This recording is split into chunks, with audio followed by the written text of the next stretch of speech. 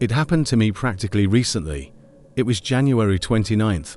I had 6 lessons as usual, since I study in the 9th grade. And after the 4th lesson, a boy came up to me and started talking to me right away. Hi, what's your name? Alex. How old are you? 13. Then he politely asked me to download the popular game TA4 Hin. I couldn't refuse because my internet speed is great and I can afford to do it. Then I asked him, where do you want to download it? And then he handed me a flash drive and said, when you download, find me in the school hallway. And if I'm not at school, you can bring it home to me. And said his address. Afterwards we said goodbye and I went to class. After class I went home and decided to fulfill my promise. I bought the game in the online store and downloaded it. Then I inserted the flash drive that the boy gave me. There were several files. I did not pay attention to them, but for decency the first threw them on my computer. The game, of course, did not fit, because the volume of the flash drive was only 989 megabytes. But I still wondered where he got such a flash drive. Threw all the files back, took one of my empty flash drives, recorded the game on it, and went to bed. The day didn't start the way all days start. I argued with my parents because I slept through the first lesson of school, got ready for school and went, taking 2 flash drives with me, mine, on which I recorded the game, and his. After 4th period I decided to look for this boy, but he was nowhere to be found. Strangely enough, I figured he was probably sick and sitting at home, so I went to his house after class. When I came to his house, I saw that it was very old and dilapidated, as if no one had lived in it for a long time. I did not pay much attention to it, because our town is small, a resort, and there are such houses on almost every street, but this one seemed to me more dilapidated than the others. I knocked on the wicket, and there was no answer. I knocked harder, and there was no answer either. All right, I said to myself, they must have gone somewhere, and went home. At home I sat down at the computer and sat at it until late at night and went to bed. In the night I got up, the computer was on, and I got a new Facebook message from this boy. Did you download it? Yes, I can give it to you already. I'll give you mine of course. It didn't fit on yours. I got it. Can you come over now? It's 3 o'clock in the morning. Come over now anyway. Okay. I packed up, and even though I woke up my mom, I left. When I got there, the house was as good as new, which surprised me. I knocked.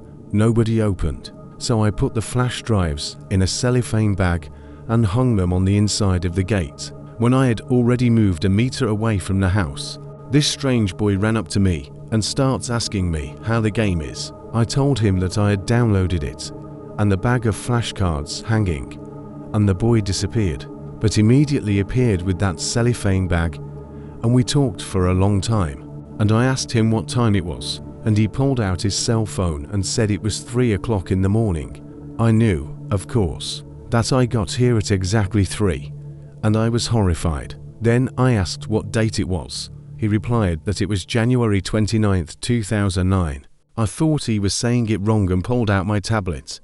It's really 2009, but it's 2019. That's when I realized I was caught in the space-time continuum. When I stuffed the tablet back into my jacket and decided to look at it, I fainted as I said goodbye. I woke up at my house on my bed, with my tablet lying beside me and my mom standing there. I asked what happened to me. She said I was found near a dilapidated house and I was unconscious. I was pumped up after 6 hours. My mom asked what happened there. I told her the story. Then my mom handed me my bag of flashcards and told me this story. Once there really lived a boy Tom with his parents. He studied well, but one day, January 29th, 2009, he went missing. No one could find him. His parents were in grief, and then they forgot, and he began to appear with an intimidating appearance in their room. And they, suspecting something wrong, moved out of the house to another town. But every January 29th, he shows up at school, and those who saw him were also missing, and he gave everyone his flash drive and asked them to download the game. After my mom's story, I went to the computer and inserted my flash drive. It was empty, but there was one file on it. I opened it, and what I saw there horrified me.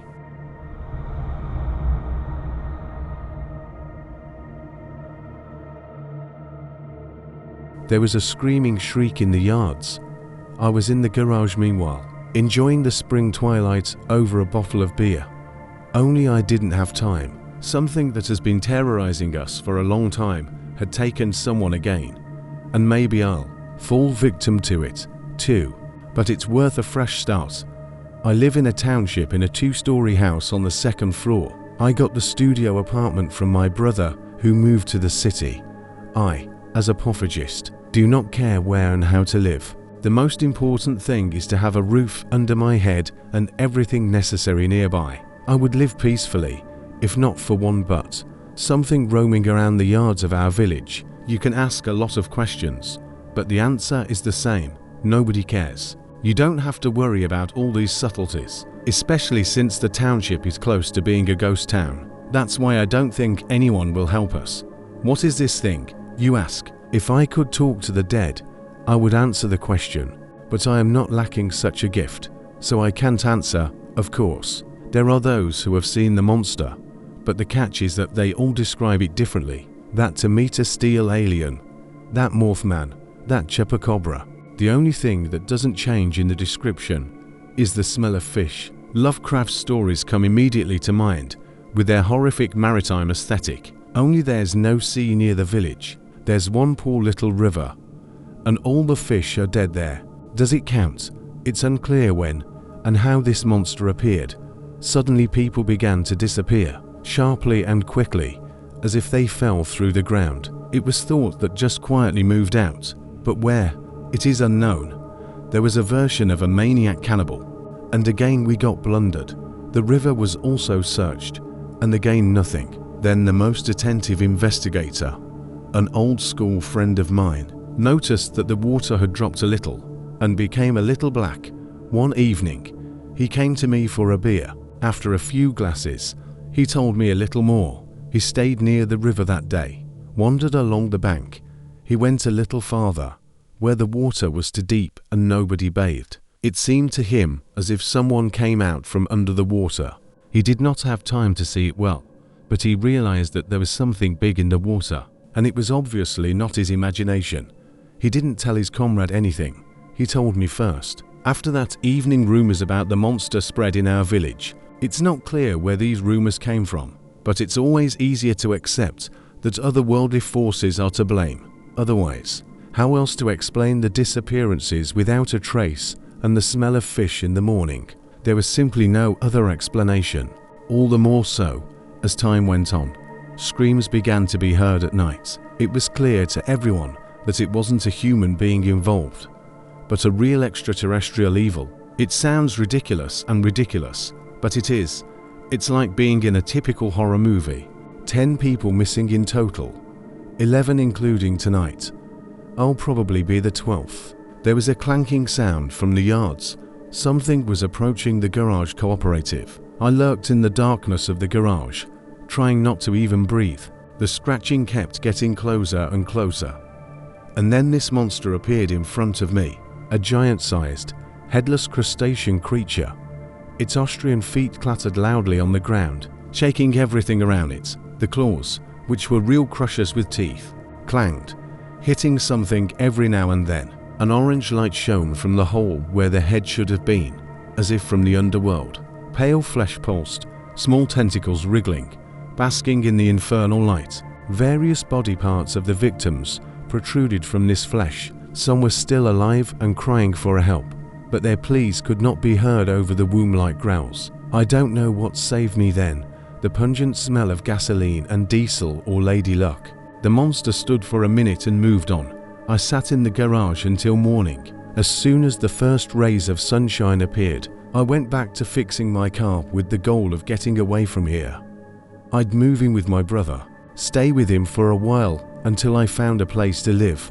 Yeah, that's the way it's gonna be. I'll deal with that apartment somehow. I'll figure out a reason to move, but I'm not staying here anymore. It's bad enough I've seen someone who steals people at night.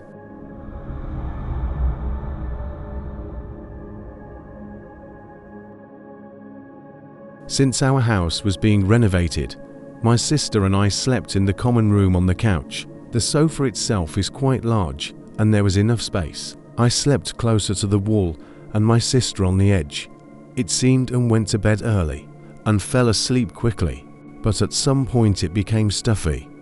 I rolled over a couple of times, but still fell asleep. I woke up because I was stuffy and uncomfortable lying on my side, so I lay on my back. The time was 4 in the morning with pennies. I thought that there was a lot of time before the alarm clock. I closed my eyes and started to fall asleep, but I heard someone shuffling in his slippers. In our family, Mom and Dad wore slippers, and I, without opening my eyes, listened to the footsteps that were heading in our direction. Dad, no, he doesn't walk like that, and why would he come to us so early, I thought. And then a chill went down my spine, because that's how my mom used to walk, and she died. I opened my eyes to get a good look at what was around me, but I didn't get up. I lay there. The cold had passed, but I could still feel some chill, and I saw my mum's silhouette appear in the passage. It's pretty well recognizable, and it's coming in our direction, towards the couch. I lie there and watch as she comes and sits on the edge of the couch, even as if she felt the squeezing, and leans over my sister. At this moment I had some strange uneasiness, and I almost abruptly sat down, waving my hand. The silhouette, rising from the couch, dissolved like a grey-white haze. After sitting up a little and looking around, I lay down again. The second incident happened a little later, probably a couple weeks later. My room had already been finished renovating, and I went to my room. The time is 11th hour. I have to get up early for work, so I decide it's time to hit the sack. I laid out the mattress on the floor, as I hadn't put things in their places yet, and pushed it against the wall. It's a big, double mattress. I lay down on my side and felt a chill down my spine again, and then someone lies down behind me and throws his arm over me, as if piling on. I can feel the weight, and I haven't even closed my eyes yet, so I can see the hand that is grabbing my wrist. It's a real feeling of a hand on my wrist, so I involuntarily jerk my hand, and the heaviness goes away. I look behind me and nothing.